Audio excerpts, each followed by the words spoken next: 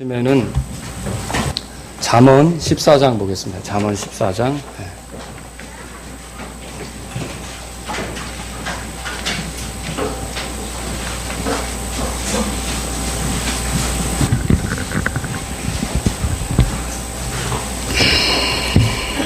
잠언 14장 한 절만 보겠습니다, 여러분.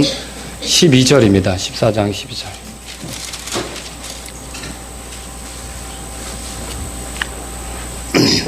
자, 다 같이 읽겠습니다. 어떤 길은 사람이 보기에 오르나 그것의 끝은 사망의 길들이니라. 아멘. 교회에 다니고서도 가장 불행한 게 뭐냐? 나중에 하늘나라에서 그 사람이 발견되지 않는 겁니다. 죽었는데 하늘나라에서 그 사람을 찾을 수 없을 때, 그건 정말 가장 불행한 일이 되겠죠. 하늘나라에서 발견되지 않으면 어디 있겠어요? 지옥에 있겠죠. 주님이 마지막 날에 어떤 사람들을 향해 이렇게 말씀하신 적이 있어요. 내가 너희를 결코 알지 못하였노라. 그런데 이 사람들은 어떤 사람들이냐면 예수님을 향해서 주여 주여 이렇게 불렀던 사람들이에요. 그러면 이 사람들이 어떤 사람들이냐? 스스로 기독교인이라고 여겼던 사람들 아니겠습니까?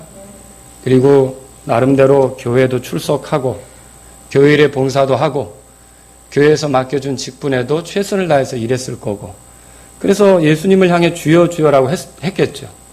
그런데 주님은 마태복음 7장 23절에 보면 내가 너희를 결코 알지 못하였노라. 여러분, 그때 하늘나라에 들어가고 싶은데 그게 아니라 그런 소리를 듣는다, 영원한 심판에 처해진다.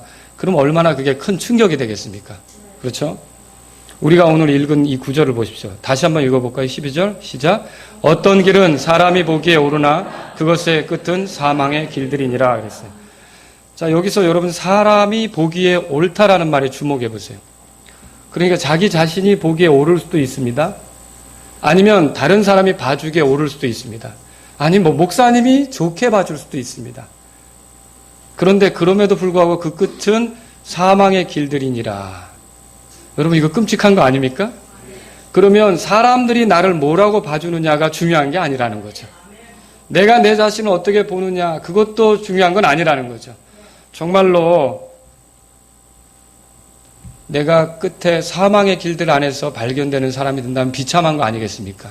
그런 결말이 내게 이루어지지 않으려면 너무 늦기 전에 지금 우리의 구원 문제를 좀 점검해 볼 필요가 있다는 것이죠. 여러분은 모두 구원 받으셨습니까? 네. 그럼 구원이 뭐죠? 자, 구원은요, 여러분 물에 빠진 사람을 가만히 두면 익사를 하게 됩니다. 그래서 구조가 필요하죠. 불난 집에 있는 사람을 가만히 두면 가스로 죽거나 불에 타서 형체를 알아볼 수 없을 정도로 됩니다. 그래서 구조가 필요합니다. 죄 가운데 있는 사람을 가만히 두면 그 사람은 결국 지옥으로 떨어지게 됩니다. 그래서 구조가 필요합니다. 이렇게 구조하는 거, 건지는 거를 구원이다, 그렇게 말할 수 있는 것이죠. 그래서 구원은요, 이렇게 죄에서 건져져서요, 거룩하게 살 수 있는 기회를 갖게 되는 것입니다. 구원은 하나님의 자녀로 받아들여지고 또 지옥으로 떨어져 들어가는 것이 아니라 이 세상이 끝날 때 하늘나라로 들어갈 수 있게 되는 게 구원받는 겁니다. 그리고 구원은요, 죄를 멀리하면서 하나님의 자녀다운 삶, 곧 하나님의 성품을 가진 사람들로서 살아가는 게 구원받은 것이다, 그렇게 말할 수 있는 거죠. 여러분은 구원받으셨습니까? 네. 혹시 그 끝이 사망의 길들인 그런 경우에 서 있지 않느냐는 거죠. 만약 그렇다면 여러분 오늘 말씀을 좀 주의해서 들으실 필요가 있습니다. 그냥 이렇게 교회 문을 들어와 또 같이 예배드리고 같이 찬송 부르고 기도도 같이 했는데, 제가 이 말씀을 드리는 목적은 여러분 중에 단 한 사람도 그런 식으로 사망의 길들 안에서 발견되어지고 그 끝이 사망으로 떨어지는 그런 사람들이 없기를 바라서 이 말씀을 드리는 것입니다. 그래서 이 시간이 절대로 헛된 시간이 되지 않기를 바랍니다. 자, 그러면 저는요, 오늘 이 말씀을 통해서 그 끝이 사망의 길들이냐 이렇게 말했기 때문에 열심히 한 것 같지만 결국은 구원이 아닌 경우가 있다는 거죠. 그럼 어떤 경우가 구원이 아닌 경우냐? 이렇게 살고 있는데도 스스로 만족하고 착각하고 있다면 여러분 어떻게 하겠습니까? 제대로 되는 길을 붙잡아야 되지 않겠습니까? 그런 것처럼 오늘 이 말씀을 듣는 여러분들 가운데 제가 지금부터 진술할 것 중에 하나라도 속하는 사람이 있다면 내가 구원받아야겠구나, 이렇게 있으면 안 되겠구나 생각하시고 돌이킬 수 있기를 바랍니다. 그럼 첫 번째는요, 이런 경우는 구원이 아닙니다. 잘 들어보십시오. 하나님께서 계시다는 것을 믿지만 예수님을 구주로 믿지 않으면 구원받은 게 아닙니다. 이게 가능합니까? 이런 삶이 가능하냐고요. 하나님께서 계시다는 걸 믿는데 구원받지 못하는 경우가 가능하냐는 거죠. 가능합니다. 그러니까 뭐냐면 하나님을 믿는다고 말하지만 예수님이 누구신지 전혀 모를 수 있다는 거죠. 하나님을 전능하신 분이라고 인정할 수 있어요.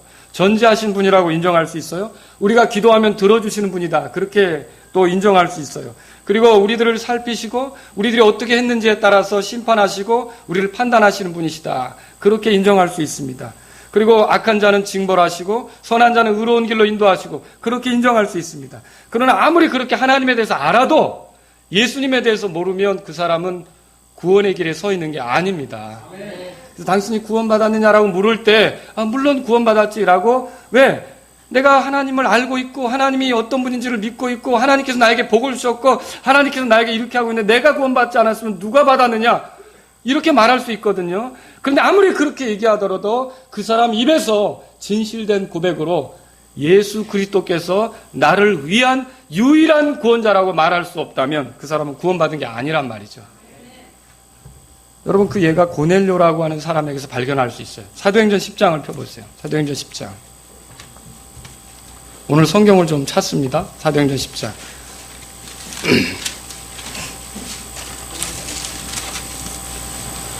1절에 보면 가이사라에 고넬료라는 어떤 사람이 있었는데 그는 이탈리아 부대라는 부대의 백부장이더라. 이 사람은 이방인이었습니다. 그럼에도 불구하고 그에 대해 표현하기를 2절에 다 같이 읽겠습니다. 시작. 그는 독실한 사람이요 자기의 온 집과 함께 하나님을 두려워하는 사람으로 백성에게 구제물을 많이 주고 항상 하나님께 기도하더라. 자, 2절 말씀만 보면 이 사람은 그리스도인입니까? 그렇게 보이죠? 근데 우리도 이렇게 사는 게 그리스도인인 걸로 착각할 수 있다는 거죠. 자, 이 사람이 독실한 사람이에요. 신앙심이 깊다는 뜻이죠. 그리고 자기에게 있는 어떤 물질을 가난한 사람들에게 나누어 줄 줄 아는 구제하는 사람이었어요. 그러니 얼마나 사람들이 이에 대해서 칭송하겠습니까? 또 그뿐만 아니라 이 사람은요, 하나님께 기도했어요. 기도했는데 저와 여러분에게는 그런 경험 없을 거예요. 기도했는데 혹시 천사 만나신 분 있어요? 근데 고넬료는 어땠어요? 천사가 찾아왔어요. 그래서 그 구하는 것에 대한 그런 것을 알고 거기에 대해서 더 좋은 것을 들려주기도 했죠. 그러면 우리는 이 정도로 생각하면 고넬료 같은 신앙생활을 해야겠다, 고넬료보다 잘 믿는 사람이 어디 있냐, 이렇게 생각할지 모르지만 고넬료에게 없는 게 뭐예요? 예수님이죠. 고넬료는 예수님을 통해 하나님을 섬기는 겁니까? 자기 의로 하고 있는 겁니까? 자기 의로 하고 있는 거죠. 이 사람은 구원받았다고 말할 수가 없습니다. 그래서 천사가 나타나서 뭘 얘기합니까? 베드로를 모셔와라. 요빠에 가서 베드로를 모셔와라. 그가 너에게 구원 얻을 말씀을 들려줄 거다. 사도행전 11장에 그렇게 써 있잖아요. 그래서 고넬료에게 베드로가 와서 예수님에 대해서 전하지 않습니까? 그죠? 그래서 사도행전 10장에 보시면요, 거기 보시면 거기 보세요. 4절에 이에 베드로가 입을 열어 이렇게 말하고, 그 다음에 36절에 하나님께서 이스라엘 자손에게 보내신 말씀, 곧 뭐라고 돼 있어요? 예수 그리스도로 말미암아 화평을 선포하는 것. 그러니까 하나님과 죄인들이 누구를 통해 화평하게 된다고요? 예, 이거죠. 하나님과 고넬료가 누구를 통해 화평하게 된다고요? 예수 그리스도를 통해서. 그래서 베드로가 전한 게 누굽니까? 예수 그리스도죠. 결국 예수님이 42절에 또 그분께서 우리에게 명령하사 백성에게 선포하시고 하나님께서 산 자 죽은 자에서 심판자로 정하신 이가 바로 예수님이심을 증언하게 하셨으니, 그분이심을 증언하게 하셨으니, 43절 다 같이요.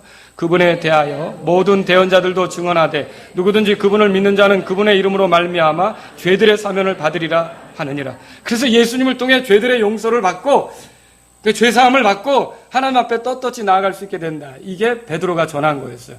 베드로가 전한 게 누굽니까? 예수님이죠. 그 예수님을 전했을 때 고넬료의 삶에 변화가 나타난 거예요. 그러면 만약에 예수님에 대해서 알지 못한 채 고넬료가 살아가다가 끝났다. 그 끝은 어떤 길이겠습니까? 사망의 길들이죠. 여러분은 그래서 하나님이 계신 걸 믿고, 하나님이 전능하시다는 걸 믿고, 하나님이 전지하시다는 것도 믿고, 하나님이 심판자라는 것도 믿고, 하나님이 우리의 기도를 들으신다는 것도 믿고, 하나님이 도와주니까 산다고도 믿고, 하나님이 나에게 위로가 될 수 있다는 것도 믿지만, 궁극적으로 하나님과 나 사이에 나를 하나님께로 이끌어 줄 수 있는 유일한 분으로 예수님을 인정하지 않는다면 그 사람은 구원받은 겁니까? 구원받은 게 아니라는 거죠. 요한복음 5장 보세요. 요한복음 5장. 그래서 그 입에서 예수님이 빠지면 그 제대로 된 구원 간증이 아닙니다. 저와 여러분들이 신뢰할 분은 오직 예수님이십니다. 5장 23절 보세요. 다 같이 읽겠습니다. 시작. 이것은 모든 사람이 아버지를 공경하는 것 같이 아들을 공경하게 하려 하심이라. 아들을 공경하지 아니하는 자는 그를 보내신 아버지를 공경하지 아니하느냐. 그러니까 아버지께서 우리에게 보내신 예수님을 공경하지 않으면 아버지를 공경하는 겁니까? 아니라고 그랬죠. 그러니까 아버지께서 우리의 구원을 위해 보내신 예수님을 믿지 않으면 그 사람은 아무리 잘 믿는 것 같아도 하나님을 제대로 믿는 게 아니라는 거죠. 그러니까 저와 여러분들이 구원받으려면 하나님도 믿고 또 하나님께로 가는 그 믿음을 표현하는 데 있어서 누구를 통해 믿어야 합니까? 예수님을 통해서 믿어야 된다는 거죠. 누구나 살아가면서 위기의 순간이 올 수 있어요. 그럴 때는 뭐라도 붙잡고 싶습니다. 그런데 하나님이란 분이 도와준다는 얘기를 듣고 기도를 시작하는 거죠. 그런데 놀랍게도 기적을 봤어요. 인간의 힘으로는 불가능하게 여겨졌던 일들이 일어난 거죠. 그래서 하나님이 개입하셨구나를 깨닫게 된 거죠. 여러분, 그럴 때 뭐 사고의 순간이었는데 목숨을 건졌다든지, 이것은 분명히 일어날 수 없는 일인데 놀라운 일이 벌어졌다든지, 그러면 번뜩 사람 생각 안에 드는 게 하나님이 도우셨구나 이 생각 하겠죠. 그런데 그렇게 해서 교회를 다니기 시작했어요. 왜? 하나님이 계시다는 걸 인정했으니까. 그렇게 해서 기도하기 시작했어요. 성경도 배우기 시작했어요. 왜? 하나님이 계시다는 걸 인정했으니까. 근데 그 사람이 구원받은 겁니까? 아니라는 거죠. 거기까지는. 가이드 포스트라고 아세요? 제가 청년 시절에 많이 읽었던 책인데 가이드 포스트를 보면 하나님을 만났던 사람들의 이야기들이 많이 기록되어 있어요. 그런데 하나님이 계시다는 걸 알았다는 것 자체가 그게 하나님이 계신 걸 부인하고 그걸 인정하지 않으려고 하는 사람과 달리 복이긴 복이에요. 그게 복이죠. 하나님에 대해서 알게 됐으니까. 그러나 하나님은 거기서 멈추는 게 아니라 하나님께 오도록 하기 위해서 예수 그리스도를 통해 오도록 그렇게 우리에게 예수 그리스도를 보내주셨단 말이죠. 그러므로 만일 예수님께서 자기를 구주하는 유일한 분임을 알지 못한다면 그는 평생에 자기 스스로 보기에 그 교회를 오래 다녔어도 결국은 어디서 끝나는 거예요? 사망의 길들에서 끝나는 거죠. 여러분은 예수님이 나를 구원하는 유일한 구주라는 걸 믿습니까? 내가 한 수고나 내가 흘린 땀, 내가 들인 물질 이런 것과 상관없이 그 예수님을 통해서만 내가 하나님 앞에 받아들여 줄 수 있다는 걸 믿으십니까? 그렇지 않다면 여러분은 사망의 길들 안에 서 있는 거예요. 이거는 남 얘기가 아닙니다. 저도 만일 예수님을 제대로 알지 못했다면, 복음을 통해 알지 못했다라면, 제가 3살 때부터 교회를 다녔는데 그 청년 시절에 20대 초중반에 이렇게 제가 예수님을 통해 하나님께로 오기 전까지 저는 그런 상태로 끝났다면 제 인생은 비참하게 끝날 겁니다. 그런데 예수님을 알게 하신 하나님께 감사드립니다. 복음을 통해 예수님이 나를 위해 어떤 일을 하셨는지 깨닫게 하신 하나님을 찬양합니다. 그러므로 하나님이 계시다는 것을 아는 것만으로 또 혹은 믿는 것만으로 구원받은 것은 아니에요. 야고보서에 보면 그런 말이 있어요. 내가 한 하나님이 계시는 줄 믿으니 잘하는도다. 마귀들도 믿고 떠느니라. 마귀들도 하나님이 계신 걸 믿어요, 안 믿어요? 믿죠. 그런데 하나님이 계시는 것을 믿은 마귀들은 그 하나님을 믿으며 떨었기 때문에 어떻게 구원됩니까? 천만에요. 분명히 하나님이 계시다는 것을 믿는 것은 복입니다. 그러나 예수님을 내 유일한 구원자로 인정하지 않으면 아직 그 사람은 구원으로부터 좀 거리가 있는 사람이라는 거죠. 왜냐? 요한복음 17장 3절에 영생은 이것이니. 자, 영생이 뭐예요? 구원의 다른 이름 아닙니까? 영생은 이것이니 곧 그들이 유일하신 참 하나님 아버지와 아버지께서 보내신 자 예수 그리스도를 아는 것이니이다. 예수 그리스도를 만난 사실이 없다면 그 사람은 제대로 구원된 게 아니라는 거죠. 그러니 가만히 보세요. 여러분도 과거에 그런 적 없습니까? 하나님은 열심히 찾았지만 예수님은 빠진 삶. 있으셨나요? 그건 구원 아니라는 거죠. 그 구원으로 하나님께서 이끌고 있는 중일 수 있어요. 진짜 구원은 어떻게 시작됩니까? 예수님을 자신의 유일한 구원자로 만날 때 시작되는 거예요. 그러고 보면 교회 안에도 하나님은 열심히 찾고 있지만 구원받지 못한 사람이 많겠죠. 이게 안타까운 일이라는 거죠. 두 번째로 여러분에게 드리고 싶은 말씀이 이겁니다. 예수님을 믿는다고 하지만 예수님을 그리스도로 믿지 않으면 구원받은 게 아닙니다. 마태복음 16장을 펴보세요. 마태복음 16장. 예수님을 누구로 믿어야 돼요? 그러니까? 그리스도로 믿어야죠. 그리스도로. 예수님께서는 사람들이 그분에 대해 무엇라고 말하는지 관심이 있으셨어요. 어떤 이들은 그분을 가리켜 침례자 요한이라고 했고, 어떤 이는 엘리야라고 했고요, 어떤 이는 예레미야라고 했고, 어떤 이는 대언자들 중에 하나라고 했어요. 14절에, 마태복음 16장 14절에 그렇게 써 있습니다. 찾으셨죠? 근데 예수님이 궁금했어요. 너희들은 나를 누구라고 하느냐라고 제자들에게 물은 거죠. 그때 제자들 중에 하나인 베드로가 대답했어요. 읽어보겠습니다. 여러분 그 6절 시작. 시몬 베드로가 대답하여 이르되 주는 그리스도시요 살아계신 하나님의 아들이시니이다 하며, 자, 이 말로 베드로가 야단 맞았습니까? 칭찬 들었습니까? 칭찬 들었죠. 이것을 너에게 알게 하신 이는 하늘에 계신 아버지라 그랬죠. 그러면 제대로 안 겁니까? 제대로 안 거죠. 예수님을 그리스도로 믿는 게 제대로 믿는 거란 말이죠. 여러분, 예수님은 누구십니까? 그리스도이십니다. 사실 성경 기록이 있는 목적도 예수님을 그리스도로 믿도록 하기 위해서 성경이 있는 겁니다. 요한복음 20장 31절에 이렇게 써 있습니다. 이것들을 기록함은 예수님께서 하나님의 아들 그리스도이심을 너희가 믿게 하려 함이요 또 그분을 또 믿고 그분의 이름을 통해 생명을 얻게 하려 함이니라. 예수님을 그리스도로 믿는 게 잘 믿는 거라는 거죠. 여러분, 예수님을 그리스도로 믿습니까? 그리스도가 뭐예요? 메시아죠? 메시아. 이스라엘 백성은요, 오랫동안 그들의 구주를 기다렸어요. 자, 이 그리스도는요, 하나님이시면서 동시에 사람이신 분이에요. 하나님이시니까 죄가 없고, 사람이니까 사람을 위해 죽을 수 있는 몸이 있는 거고, 이게 두 가지가 다 갖춰진 그런 분이죠. 완벽하게 100% 사람이시고 100% 하나님이신 분이 그리스도시에요. 또 그리스도는요, 정확하게 하나님 말씀을 전달해 줄 수 있는 대언자시고, 그리스도는요, 죄에 대해서 영원한 속죄를 얻어낼 수 있는 그런 대제사장이시고요. 그리스도는요, 또 이 온 우주 만물을 통치하실 수 있는 왕들의 왕이 되십니다. 근데 무엇보다도 그리스도는요, 우리의 죄에서 우리를 건지실 수 있는, 우리의 죄 문제를 해결하실 수 있는 유일한 분이시라는 거죠. 침례자 요한도 내 죄 문제는 해결 못합니다. 엘리야도 내 죄 문제는 해결 못합니다. 심지어 모세조차도 내 죄 문제는 해결 못합니다. 그러나 나를 죄에서 벗어나 정결하게 하고 내 죄들을 용서받은 감격 속에 내가 하나님을 떳떳이 대면할 수 있게 만드신 분은 예수님이십니다. 그래서 예수님이 그리스도예요. 여러분, 예수님을 그리스도로 믿으십니까? 그리스도가 유일한 구원자예요. 그리스도는 둘이 될 수가 없습니다. 그리스도는 보조자가 필요 없습니다.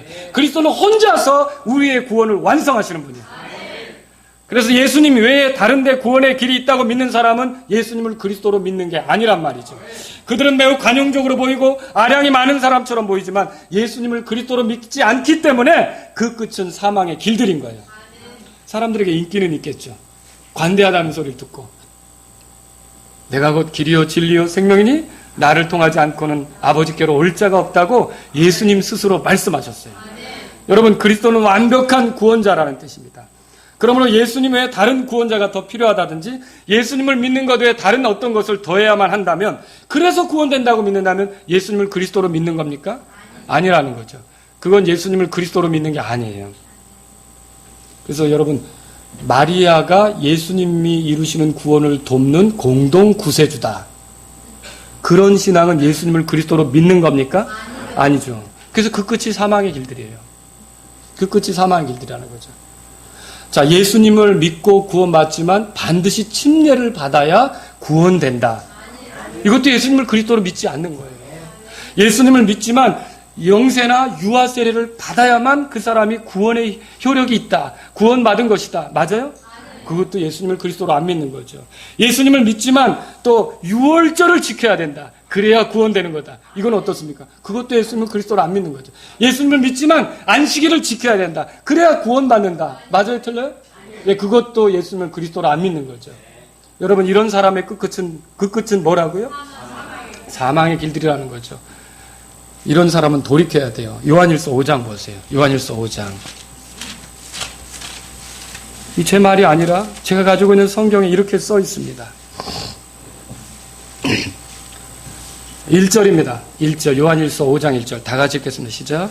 누구든지 예수님께서 그리스도이심을 믿는 자는 하나님에게서 태어났으며 낳으신 그분을 사랑하는 자마다 그분에게서 난 자도 사랑하느니라. 누구든지 예수님께서 그리스도이심을 믿는 자는 뭐라고 돼 있어요? 하나님에게서 태어났다고 돼 있잖아요. 우리가 하나님 자녀가 되고 새 사람으로 살고 또 하나님의 본성에 참여하고 구원된 사람으로 사는 건 예수님을 그리스도로 믿을 때 시작이 되는 거예요. 그러므로 우리에게 있어야 될 신앙 고백은 베드로와 같은 신앙 고백이에요. 여러분과 제가 베드로와 동일한 신앙 고백을 하면서 주는 그리스도시요 살아계신 하나님의 아들이시라고 믿는다면 베드로가 얻은 구원은 여러분의 것입니다. 여러분 그렇게 믿으십니까? 그래서 예수님을 그리스도로 예수님을 믿는다 하는데 예수님 믿으면 좋대. 예수님이 그냥 마귀들보다 세대 이 정도로만 생각하고요. 그냥 예수님 믿으면 마음의 평안을 얻는데 예수님은 친구가 되주신데 이 정도로만 생각하고요. 예수님을 그리스도로 믿지 않으면 여러분은 하나님의 자녀가 될 수 없다는 것이죠. 여러분 예수님을 그리스도로 믿으십니까? 나를 위한 유일한 구원자로 믿으시냐는 거죠. 세 번째로 하나님께서 구원하신다고 믿지만 자신이 구원받은 것을 알지 못하면 구원받은 게 아닙니다. 여러분은 구원받으셨습니까? 정말로요? 내가 구원받은 것을 압니까? 정직하게 자기 자신에게 물어보십시오. 자기 자신이 구원받은 것을 알고 있습니까? 교회 다니면서도 아직 그 점에 대해서 모르는 사람들 많습니다. 사람이 죽음에 가까이 이르게 되면 그래서 고치지 못할 질병에 걸렸다라고 한다면 사실 가족들은 어떻게 해야 되느냐 하면 그 사람이 죽음 준비를 할 수 있도록 도와줘야 합니다. 구원받지 못했다면, 구원의 확신이 없다면, 자신의 구원에 대해서 알지 못한다면 어떻게 합니까? 하나님 말씀을 들려주고 복음 들을 수 있는 기회를 줘야죠. 그가 인생으로 사는 동안 지은 죄들, 이게 어떻게 용서받는지, 어떻게 해결받는지 예수님에 대해서 들려줘야 되는 거 아닙니까? 그런데 이런 것들을 별로 중요하게 생각하지 않는 사람은 자신의 구원 문제도 가볍게 여기는 거예요. 자신이 구원받았는지 안 받았는지 별로 중요하게 생각하지 않는다는 거죠. 그저 교회 다니는 거죠. 그리고 누군가 당신이 구원받은 것을 아느냐라고 물어보면 화부터 내죠. 그걸 아는 사람이 어디 있느냐 이렇게 따지죠. 죽어봐야 안다는 사람도 있고요. 여러분 이런 사람들은 다 사망의 길들, 그 끝이 사망의 길들에 서 있는 거예요. 여러분은 구원받은 것을 알고 있습니까? 정말로 누가 어떻게 구원받았냐고 물으면 첫째로 내가 구원받은 것을 진술할 수 있으면 나는 분명히 구원받았다. 그리고 나는 이렇게 해서 구원받았다 라고 말할 수 있느냐는 거죠. 결혼하고 나서 자기가 결혼한 거를 모르는 혹시 남편분 중에 그런 분들이 있으면 손 들어보세요. 그거 좀 어디로 보내줘야 돼요. 이게 좀. 결혼한 사람이 자기가 결혼한 것을 알고 있고 내 아내와 내가 살고 있다는 것을 알듯이 구원받은 사람은요, 내가 예수님과 연합됐고 예수님과 나는 뗄래야 뗄 수 없는 관계가 됐고 예수님을 통해 내 인생이 바뀌었다는 분명한 것을 얘기할 수 있습니다. 어떤 여자가 우리 교회 성도는 아니고 전도를 하고 있는데 거리에서 전도지를 나눠주고 있는데 지나가던 청년이 고민이에요. 어떻게 하면 구원받을 수 있을까? 그런데 마침 걸렸어요. 근데 전도지를 딱 주면서 구원받으세요 그랬어요. 여자분이. 그때 이 여자분이 젊은 청년이 딱 그걸 듣더니 내가 지금 찾고 있는 문제 아닙니까? 그래서 너무 반가워가지고 그러면 아주머니는 어떻게 구원받으셨어요? 구원받으셨어요? 물으니까 저도 노력 중인데요. 만약 그랬다고 한다면 말이 되겠어요? 자기도 해결 못 받았는데. 그렇지 않습니까? 저와 여러분들은요, 정말로 구원받은 것을 알고 있는지 돌아보셔야 돼요. 알고 있습니까? 요한일서 5장 펴보세요. 요한일서 5장이에요. 요한일서 5장. 자, 구원을 다른 말로 영원한 생명이라고 합니다. 이게 성경에 이렇게 써 있어요. 13절에 다 같이 읽겠습니다. 13절 시작. 내가 하나님의 아들의 이름을 믿는 너희에게 이것들을 쓴 것은 너희에게 영원한 생명이 있음을 너희가 알게 하고, 그러니까 하나님의 아들의 이름을 믿는 자들에겐 뭐가 있다는 걸 알려주고 싶은 거예요. 영원한 생명이 있다는 걸 알려주고 싶은 거죠. 그러니까 구원받은 사람에겐 영원한 생명이 있는 겁니까? 있죠. 그래, 구원받은 사람 명확하게 나는 영원한 생명을 얻었다. 내 죽음이 끝이 아니다. 나는 지금 하나님과 함께 산다. 하나님과 영원히 사는 사람이다. 내 육체는 옷같이 입은 것이고 벗을 날이 있겠지만 그것으로 내 삶은 끝이 아니다라는 확신이 있는 거죠. 여러분, 그런 확신이 분명히 있냐는 거예요. 안타깝게도 자신이 구원받은 것을 알지 못하는 사람은 그 끝이 뭐예요? 그러니까 사망의 길들에 서 있는 것이죠. 그래서 여러분들은요, 내가 구원받은 것을 명확히 알고 있는지 돌아보시기 바랍니다. 네 번째로요, 자기가 구원받았다고 믿지만, 이것도 잘 들었어요. 구원받은 것을 믿는데 영원한 구원이 아니라면, 그래서 그 구원을 잃어버릴 수도 있다고 생각하면 그 끝은 뭡니까? 사망의 길들이에요. 그것도 구원받은 게 아니죠. 영원한 구원이 아니란 말은 자기 구원을 잃어버릴 수 있다는 뜻입니다. 물론 그리스도인의 삶은 완전하지 않습니다. 저와 여러분들은 살아가면서 그런 경험을 해본 적이 있을 거예요. 그리스도인인데 왜 이 모양이지? 내가 구원받은 사람인 게 맞아? 왜 이런 식으로 살지? 라고 스스로 비탄에 잠겨서 스스로에게 그런 말 할 때가 있지 않습니까? 그런데 그렇게 말할 수 있다고 해도 정말로 구원의 문제에 들어가면, 그렇지, 그래도 주께서 피를 흘리셨기 때문에 내 죄에 대한 값을 지불하셔서 그분의 공로로 내가 구원받은 건 명백하지, 더 이상 이런 식으로 살지 말자, 돌이키자, 이게 구원받은 사람 아닙니까? 그런데 내 구원을 잃어버릴지도 모른다, 이 생각을 가지고 교회 다니는 사람은 아직 구원받은 게 아닙니다. 사망의 그 끝이 사망의 길들인데 서 있는 것이죠. 이 문제 해결하셔야 돼요. 왜 그렇습니까, 여러분? 진실로 구원받은 사람은 구원을 잃어버릴 수 없어요. 구원은 내 행위에 의존하는 게 아닙니다. 구원은 전적으로 하나님의 은혜로 되어지는 겁니다. 구원은 하나님께로부터는 선물입니다. 내 행위 여부와 상관없어요. 울어도 안 되고 눈물을 흘려도 안 되고, 그죠? 그래서 거부럽게 못한다 그랬잖아요. 착해도 안 되고 힘써도 안 되고 다신하게 못한다 그랬잖아요. 죄를 씻지 못한다 그랬잖아요. 그런데 뭘로 되는 거예요? 주 예수만 믿어서 그 은혜를 힘입어. 그래서 예수님이 십자가에 달린 거 아닙니까? 그래서 예수님이 나를 이렇게 은혜로 구원하신다고 믿고 내 구원은 내 행위와 상관이 없다. 나는 주님의 자녀대로 이렇게 살아가려고 애를 쓸 뿐이지 내가 노력해서 내 구원 유지하는 거 아니다. 내가 힘써서 내 구원 안 잃어버리려고 애쓰는 거 아니다. 여러분, 이 사람이 구원받은 거죠. 그런데 자기 자신이 부족하기 때문에 구원을 잃어버릴 수 있다? 그 사람은 예수님을 믿는 게 아니라 자기 자신을 믿는 거죠. 그 사람은 교회 오래 다니고도 지옥 갑니다. 그게 안타까운 거죠. 제 얘기가 아닙니다. 히브리서 5장 보세요. 히브리서 5장. 그래서 여러분은 영원한 구원을 얻으셨습니까? 영원한 구원이 아닌 것은요, 결국은요, 예수님이 하신 일을 모독하는 거예요. 예수님이 다 이루었다라고 말씀했는데 못 이루었다. 내가 더 이루어야 된다. 그거 구원 아니죠. 예수님이 십자가에서 죽으실 때 뭐라고 그랬어요? 다 이루었다고 그랬죠. 그냥 90% 이뤄놓고 10%는 네가 해. 그리고 와. 이거 아니었잖아요. 예수님은 다 이뤄놨어요. 다만 나에게 필요한 것이 있다면 그분이 하신 일들을 믿고 그분께 감사하며 그분을 나의 구조자로, 구원자로, 그리고 내 삶의 주인으로 인정하는 거죠. 그렇지 않습니까? 히브리서 5장 8절 보세요. 거기에 보시면 9절, 8절, 9절 다 같이 읽겠습니다. 시작. 그분께서 아들이실지라도 친히 고난받으신 일들로 말미암아 순종하기를 배우사 완전하게 되셨으므로 자기에게 순종하는 모든 사람들에게 영원한 구원의 창시자가 되시고, 일시적인 구원이라고 돼 있어요. 영원한 구원이라고 돼 있죠. 예수님께서 무슨 구원을 창시하셨냐, 어떤 구원을 우리에게 주시느냐, 영원한 구원의 창시자고 영원한 구원을 우리에게 주시는 분이에요. 우리가 얻은 생명은 영원한 생명이에요. 예수님을 믿으면 얻게 되는 생명이 영원한 생명이지 중간에 잃어버리는 생명 아니라는 거죠. 우리가 좀 부족해서 중간에 놓치는 생명이 아니라는 거죠. 그런 생명을 얻었다면 예수님이 주신 복음이 아니라 다른 거 받은 거예요. 목사들 중에도 그렇게 가르치는 사람들이 있어요. 예수님을 믿지만 타락하면 구원을 잃어버릴 수 있다. 아니, 참되게 믿는 사람은 그 사람이 부족할지라도 하나님께서 그를 돌이키시고 은혜로 다루시고 결국 그가 하나님이 시작하신 일이 무엇인지를 선명하게 보게 하실 겁니다. 왜? 은혜 하나님이시니까.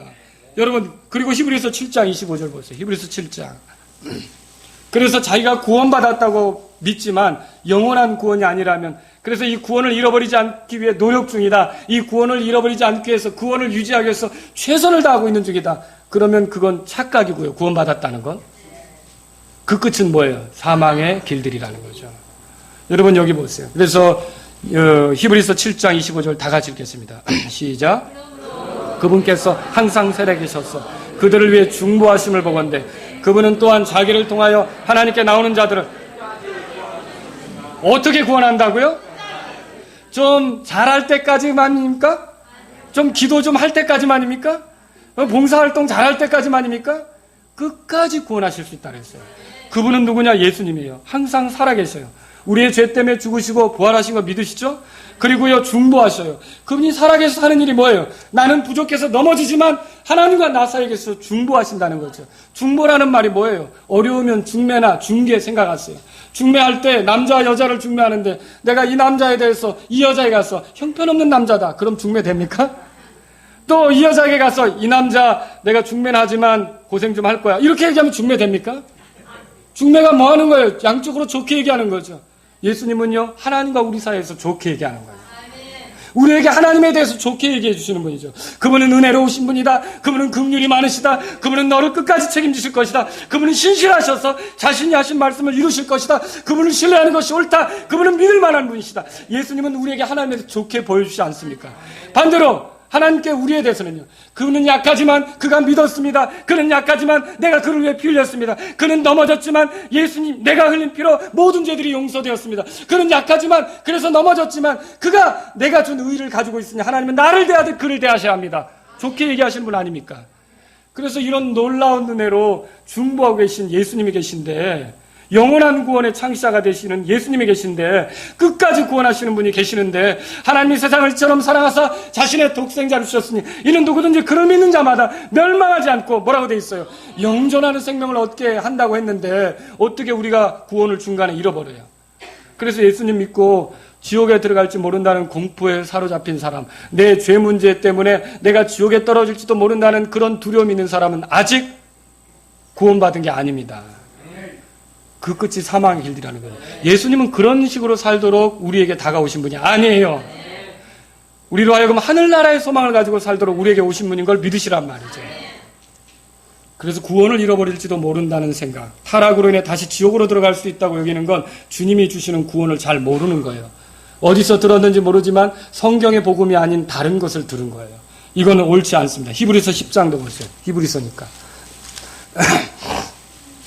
히브리서 10장 14절 다 같이 읽겠습니다. 그분께서는, 이게 예수님께서, 자, 시작. 그분께서는 거룩히 구별된 자들을 단 한 번의 헌물을 드림으로 영원토록 완전하게 하셨느니라. 여러분 이게 믿으십니까? 단 한 번의 헌물, 예수님이 십자가 사건 아닙니까? 그걸 통해서 우리를 거룩히 구별하셨는데 어떻게 거룩히 구별하셨느냐? 이 14절에 보니까 영원토록 완전하게. 우리가 삶으로는 부족하지만 우리의 신분상 하나님께 나아가는 데는 불편함이 없도록 완전하게 하나님 자녀로 만들어준 거예요. 하늘나라에 들어갈 수 있도록 만들어준 거죠. 그러므로 저와 여러분들이 구원 받았다고 하는데도 혹시 영원한 구원이 아니라 잃어버릴 수 있고 지옥에 떨어질까 봐 초조하다면, 사실 제가 구원받게 된 배경도 거기 있어요. 어렸을 때부터 그렇게 교회를 오래 다녔는데 학생회장도 하고 또 뭐 그렇게 열심히 봉사도 하고 부흥회 때 철학회 때 북도 쳐가면서 열심히 그렇게 했는데, 목사님이 찬송인도 해보라 하면 앞에 나와서 그때 이거 있잖아요, 찬송인도 해보고 막 그렇게 했는데 어느 날 갑자기 제 자신이 이렇게 하고도 지옥에 갈지도 모른다는 두려움이 오는 거죠. 왜냐하면 다른 사람들이 나를 보는 것과 달리 내가 하나님 앞에 서면 더러운 게 많고 심판받을 죄인이고 어쩌면 좋죠? 그게 저의 그 큰 고민이었어요. 그게 큰 고통이었다고요. 그런데 감사하게도 하나님께서 복음을 전해줄 수 있는 목사님을 만나서 그 목사님을 통해 예수 그리스도의 십자가의 피로 단 한 번의 희생을 통해 내 모든 죄들이 과거에서 현재, 미래까지 모든 죄들을 한 번의 희생을 통해 용서되어서 내가 그분을 의지할 때 그 용서의 은혜가 내 것이 되고 내가 하나님을 떳떳이 섬길 수 있는 그런 자가 되게 한다는 사실을 들었을 때 그날 이후로 저는 그날 이후로 지금까지 제가 한나라에 갈 것이 늘 차있지 저는 지옥에 대해서 기웃거리지 않습니다. 여러분 어떠십니까? 정말로 영원한 구원을 얻으셨습니까? 그렇지 않다면 다시 시작하셔야 돼요. 그렇지 않다면 다시 시작하셔야 돼요. 다섯 번째로 말씀드립니다. 예수님 피로 용서되었다고 말하지만 용서되셨습니까? 용서되었다고 말하지만 죄인으로서 모든 죄들을 용서받지 못했다면 구원받은 게 아닙니다. 뭐 과거의 죄만 용서받았다든지 앞으로는 내가 노력해야 된다든지 뭐 이러면 그거는 아니라는 거죠. 그리고 내가 지옥에 가지 않게 해서 계속 내가 어떤 빌어야만 된다. 여러분 그것도 지금 예수님이 하신 일을 안 믿는 거죠. 사람이 영원한 심판으로 떨어지는 건 죄 때문입니다. 우리의 죄들은 우리를 지옥으로 던져 놓을 수 있습니다. 만일 우리가 예수님 피로 용서되었다고 하면서 우리를 지옥으로 들여보낼 수 있는 어떤 죄들이 남아있다고 생각한다면 그 끝은 뭐예요? 그러니까 사망의 길들인 거죠. 그리스도인이 되고 난 후의 죄들은 그 사람을 그 죄들이 지옥으로 보낼 수 있습니까? 여러분 이걸 생각해 보세요. 내가 2017년 6월 11일에 예수님을 믿었다고 생각해 봅시다. 지금까지 살아온 동안 많은 죄들을 졌어요. 그 죄들을 용서받는다는 건 내가 인정하겠어요. 그런데 나는 앞으로 3, 40년을 더 살 것 같은데 그때 지은 죄들은 어떻게 될 거냐는 거죠. 그건 내가 노력해야 되는 건가? 여러분 우리의 죄 때문에 희생은 언제 치러졌습니까? 그러면 예수님의 십자가 사건은 지금부터 언제 있었습니까? 2000년 전에 있었죠. 내게 있어서 과거든지 내게 있어서 현재든지 내게 있어서 미래든지 아직 아무것도 일어나지 않을 때 예수님께서 이미 십자가에서 내 죄값으로 피를 흘리셨고 내 모든 죄에 대한 그런 문제를 처리하신 걸 믿으시란 말이죠. 우리는 나중에 복음을 전하는 사람들을 통해 그걸 듣고 알게 된 거죠. 그렇지 않습니까? 그래서 내 미래 문제도 누가 이미 해결해 놓으신 겁니까? 예수님께서 해결해 놓으신 거죠. 그러니까 이 말을 듣고 또 얘기하는 분도 있어요. 죄를 지어도 된다는 뜻으로. 여러분 그건 절대로 아닙니다. 제가 이 말씀을 드리는 것은 죄를 지어도 된다는 뜻으로 말하는 게 아닙니다. 이 말씀을 여러분에게 드리는 것은 우리의 죄보다 하나님의 은혜가 더 크다는 걸 말씀드리는 거예요. 정말 그렇게 믿으십니까? 그리스도인의 삶의 죄가 늘어나면 여러분 하나님과 우리 사이가 불편해지는 거 아시죠? 하나님 우리에게 권면하시겠죠? 우리가 죄를 계속 짓게 되면 하나님 우리를 징계하실 수 있습니다. 그래서 하나님으로부터 누리던 좋은 것들을 놓칠 수도 있습니다. 잃을 수도 있습니다. 우리는 회개합니다. 죄를 자백해야 합니다. 그러나 우리가 그런 문제는 지옥에 안 들어가기 위해서 죄를 자백하는 게 아니라 이 좋으신 하나님과 우리의 관계가 틀어져서는 안 되기 때문에 죄를 자백하는 거 아닙니까? 지옥에 들어가고 안 가고의 문제는 예수님이 십자가에서 해결해 주신 겁니다. 이미 해결해 놓으신 거예요. 그래서 예수님을 믿지만 지옥에 가지 않기 위해 내가 씻어야 될 어떤 죄가 남아있다. 그렇게 믿는 사람은 그 끝이 뭐예요? 사망의 길들이에요. 아니 정말 모든 죄들이 용서된 거 맞습니까? 골로새 2장 펴보세요. 골로새 2장. 그래서 교회를 그렇게 오래 다녀도 내 스스로 노력으로 계속 죄를 씻는 사람은 죽을 때까지 해결 못하고 결국 비참한 종말에 이릅니다. 저와 여러분들의 죄는 예수님께서 단 한 번 십자가에서 희생을 드리실 때 다 깨끗이 끝낸 걸 믿으시란 말이죠. 그게 예수님을 믿는 거죠. 골로새 2장 보세요. 거기 보시면 13절 다 같이 읽겠습니다. 시작. 또 너희 죄들과 너희 육체의 무할례 가운데서 죽었던 너희를 하나님께서 그분과 함께 살리시고 너희의 뭐라고 돼 있어요? 모든 범법이라고 돼 있어요. 모든 범법. 우리가 살아가면서 태어나서 죽을 때까지 한 인간으로 살아가면서 지을 수 있는 모든 범법을 용서받는 겁니다. 여러분 그렇게 믿으십니까? 이게 하나님 말씀이에요. 요한일서 1장 가보세요. 요한일서 1장.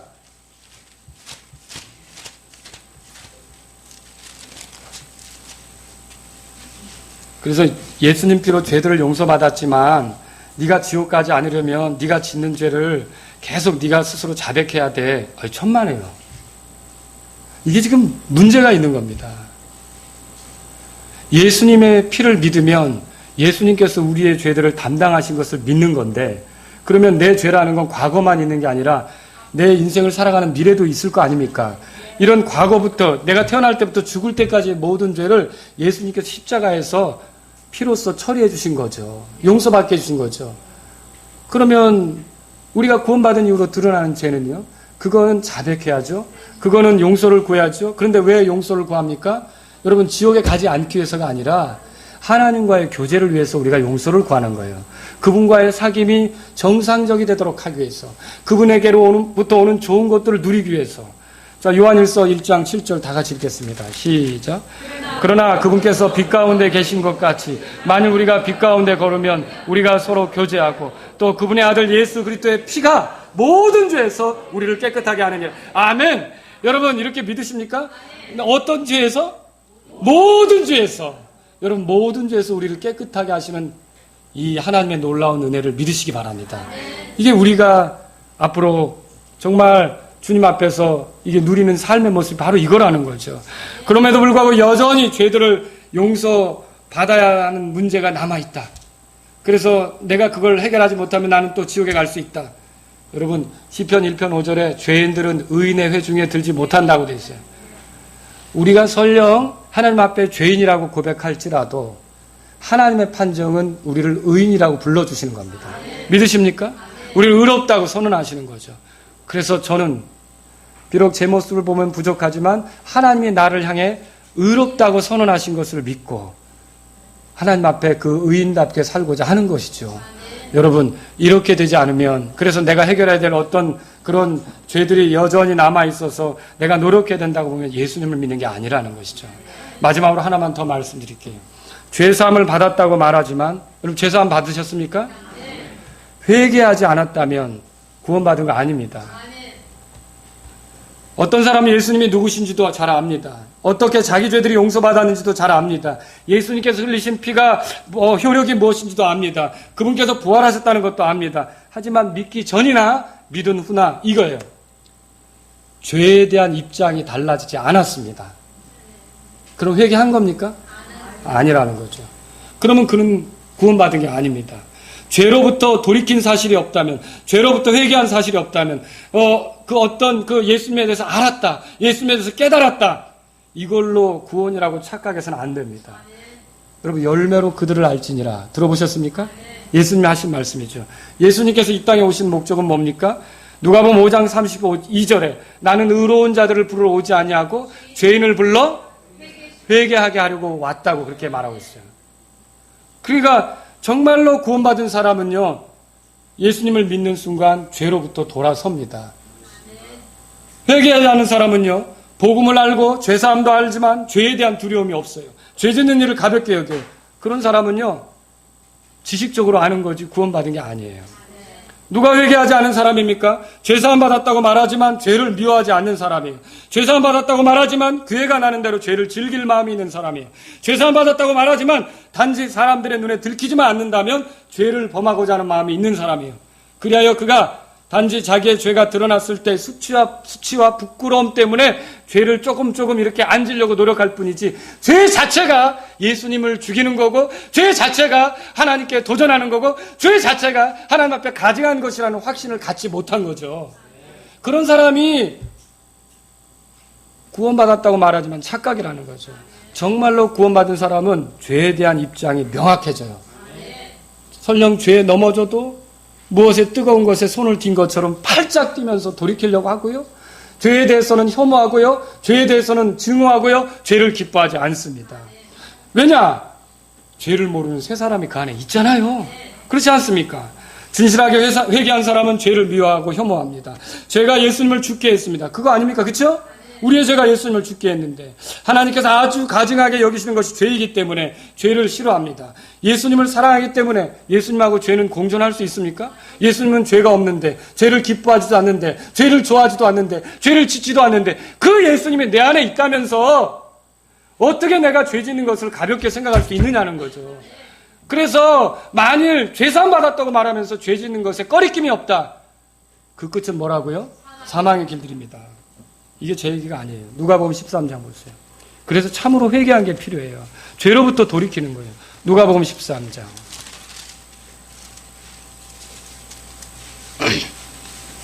오절입니다 다 같이 5절 읽겠습니다. 시작. 내가 너희에게 이르노니 아니라 그러나 너희가 회개하지 아니하면 다 그와 같이 멸망하리라 하시니, 회개하지 않으면 어떻게 된다고요? 멸망한다고 성경에 말하고 있습니다. 그러므로 진실로 구원받은 사람은요, 로마서 8장 1절에 나온 것처럼 로마서 8장 1절도 펴보세요. 로마서 8장 1절 펴보세요. 로마서 8장 1절. 그리스도 안에 있죠. 그리스도 안에 있는 사람은요? 예. 1절 다 같이 읽겠습니다. 시작. 그러므로 이제 그리스도 예수님 안에 있는 자들에게는 예, 정죄함이 없나니. 요게 개역 성경에는 여기서 끝난다고 돼 있죠. 정죄함이 없다. 얼마나 좋은 일이에요. 하나님이 나를 죄인이라고 취급하지 않으니까 얼마나 좋은 일이에요. 근데 이것만 있는 게 아니라 영어 성경에 보면 뭐라고 돼 있어요? 그들은 다 같이 시작. 그들은 육신을 따라 걷지 아니하고 성령을 따라 걷느니라. 여러분, 성령이 죄를 기뻐합니까? 천만에요. 그래서 죄사함 받았다고 말하면서 죄로부터 회개한 사실이 없다. 그러니까 죄를 싫어하지 않는다. 죄에 대해 혐오가 없다. 죄를 짓는 걸 가볍게 생각한다. 그건 구원 아닙니다. 그 끝은 사망의 길들이에요. 이건 성경이 말한 바입니다. 말씀을 정리하죠. 여러분은 진실로 구원 받으셨습니까? 아니면 오늘 이 말씀을 들으니까 그 중에 하나에 걸리는 게 있습니까? 그 중에 하나에 걸리는 게 있다면 여러분 바꿔서 시작할 수가 있어요. 하나님이 계시다는 것만 믿지 말고 예수님께서 내 유일한 구주라는 걸 믿으시란 말이죠. 예수님 믿는다 하지 말고 예수님을 믿지만 예수님이 그리스도로서 내 유일한 구주라는 걸 믿으라는 거죠. 그리고 내가 예수님을 통해 결국은 영원한 구원을 얻게 된다는 것과 또 내 부족함에도 불구하고 내가 지옥에 떨어지는 일은 없으며 영원한 속죄를 얻었기 때문에 예수님 안에서 내가 안전하다는 사실도 같이 믿으시라는 거죠. 그러면서 죄를 멀리하고 죄로부터 돌이킨 삶으로 여러분이 구원받은 걸 명확히 입증하시는 그런 분들이 될 수 있기를 바랍니다. 여러분, 구원받은 사람은 오늘 당장 죽더라도 하늘나라에 갈 수 있는 확신이 100% 있습니다. 여러분에게 그런 확신이 있으십니까? 여러분에게 그런 확신이 없다면 그래서 예수님이 오신 거예요. 예수님은 여러분에게 구원자가 되시려고 오신 거죠. 십자가에서 죽으신 이유가 여러분이 하늘나라에 들어가는데 제일 걸림이 되는 그 죄를 깨끗이 씻어주시기 위해서 오신 거예요. 예수님이 십자가에서 흘리신 피가 내 죄 때문에 흘려졌고 그 피공로로 내가 모든 죄에서 깨끗하게 된다고 믿는다면 오늘 여러분이 구원받는 날입니다. 예수님의 죽으심과 부활이 나를 위한 것이고 그분이 나의 죄값으로 죽으셨고 부활하셔서 나를 위해 변호하신다고 믿으면 오늘이 여러분이 구원받는 날입니다. 제가 왜 이런 말씀을 여러분에게 드립니까? 이렇게 교회 문을 열고 들어오는 건 기적입니다. 그렇게 생각하지 않으십니까? 어렵게 해서 왔는데 구원받지 못한 채 여러분의 삶이 끝나지 않기를 바라는 거죠. 우리 구원받아서 구원의 감격을 구원의 기쁨을 함께 나누며 찬양하고 주님 만날 준비하는 거 좋지 않습니까? 여러분 모두에게 이런 일이 있기를 주의 이름으로 바랍니다. 우리 다 같이 일어서시겠습니다.